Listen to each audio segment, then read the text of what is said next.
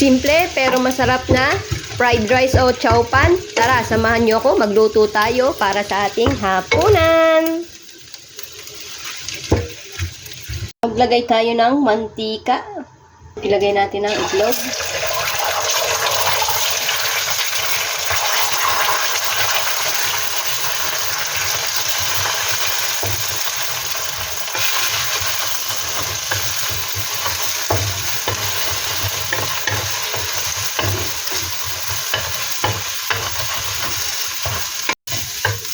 I-set aside muna natin ang ating itlog. Isangkot siya natin ang ating karning baboy.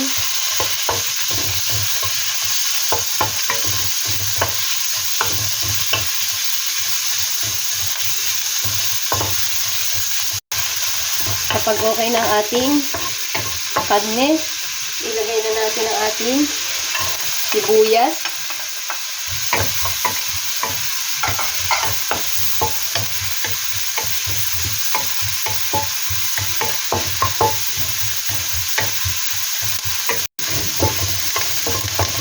Kapag okay na ang ating sibuyas, pagsamahin na natin.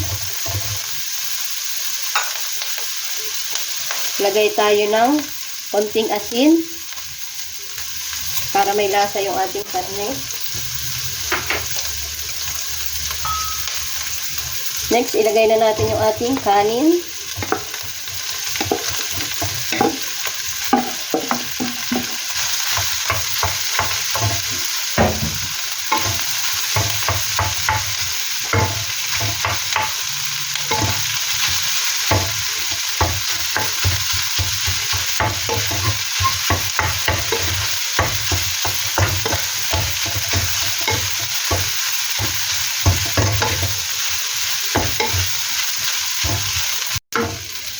Haluin na po natin.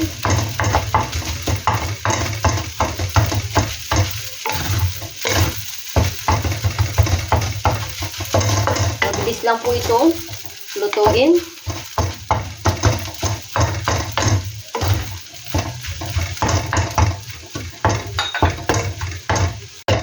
Pwede nyo rin pong lagyan ng paminta. Ako lang po ay hindi naglalagay ng paminta dito.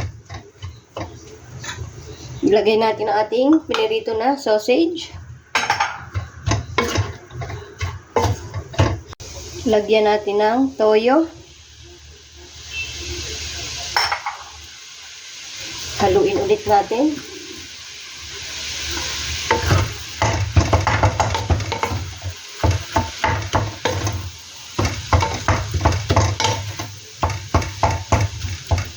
Chinese.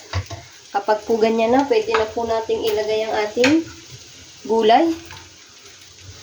Pechay bagyo. Depende po sa kung anong gusto nyong gulay ang ilalagay.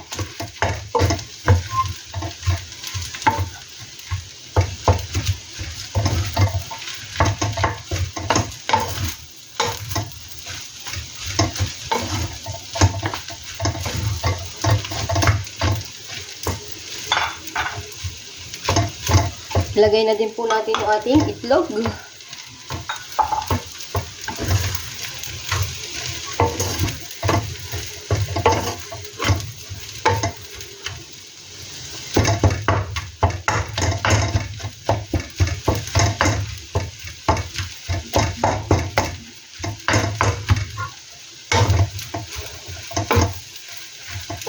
Simple pero masarap.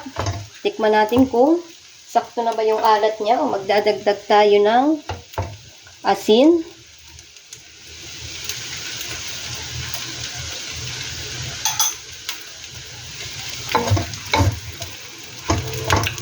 Sakto na po. Okay na yung alat niya. Plus, ilagay natin ang dahon ng sibuyas. Hindi ba?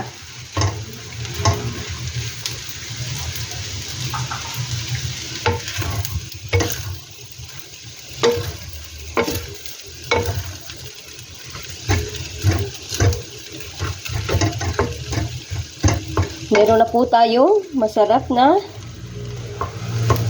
sinangag na kanin, chow mein pad. Magandang hapon po and thank you po sa panonood. Maraming salamat. Bukas po ulit. Bye-bye!